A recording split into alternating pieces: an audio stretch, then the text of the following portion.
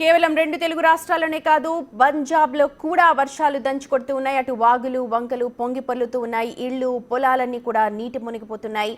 మొగాలోని ఓ ఏరియాలో అయితే పరిస్థితి మరీ దారుణంగా మారిపోయింది. ఏకంగా రోడ్డే కొట్టుకుపోయింది. ప్రస్తుతం అవే దృశ్యాలు మీరు బిగ్ టీవీ స్క్రీన్ మీద చూస్తున్నారు. దీంతో నీటిలో చిక్కుకుపోయిన స్కూల్ విద్యార్థులను అక్కడున్న వారు ఎలా కాపాడుతున్నారో చూడండి.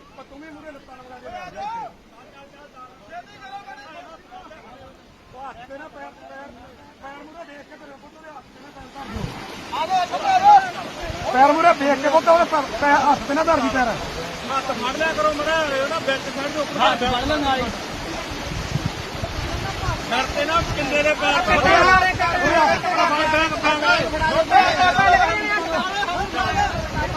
हंसते ना पैर से ख्याल रखी। हाँ भाई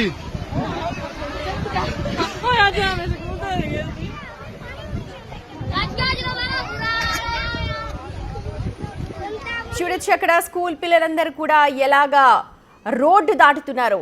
ఒక నిచ్చెన కాదు, లేకపోతే ఏదో చెక్క మీద కాదు, ఇద్దరు మనుషులు అక్కడ వాళ్ళకి సహాయకంగా కింద పడుకుంటే వాళ్ళ మీద నుంచి దాటుకుంటూ వెళ్లారు. ఇంకొక ప్రత్యామ్నాయం లేదు. అక్కడ ఈ సీన్ జరిగింది మలయాన్ గ్రామంలో.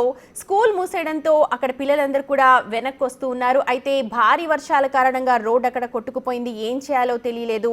దీంతో అక్కడున్న కొంతమంది స్థానికులు వారికి ఇలా సహాయం చేయడానికి ముందుకొచ్చారు. ఇలా ఆలోచన రావడం నిజంగా వాళ్ళని అభినందించాలి.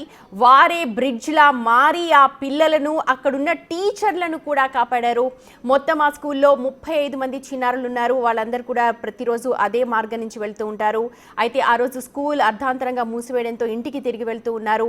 మొత్తం 35 మంది చిన్నారులను కూడా సురక్షితంగా బయటకు తీసుకొచ్చారు. ఇలా వాళ్ళు ఒక హ్యూమన్ బ్రిడ్జ్గా మారి పేర్లను మనం కనుక చూస్తే సుఖ్బిందర్ అలాగే గగన్ దీప్లను అంటున్నారు. ఇప్పుడు వాళ్ళిద్దరి మీద కూడా ప్రశంసల వర్షం కురుస్తోంది. మొత్తం సోషల్ మీడియా అంతా కూడా ఆ ఇద్దరిపైన ప్రశంసల వర్షం కురిపిస్తూ ఇలాగా హ్యూమన్ బ్రిడ్జ్గా మారిన ఇద్దరికి అప్రిసియేషన్ దక్కుతోంది. అంటే ఒక ఐడియా ఎంతమంది జీవితాలను మార్చేసిందో ప్రస్తుతం మనం చూడొచ్చు.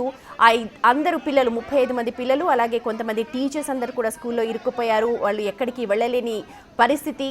సో అక్కడున్న గ్రామస్తులు ఈ ఆలోచన చేసి వారందరినీ కూడా సురక్షితంగా ఆ రోడ్డు దాటించారు.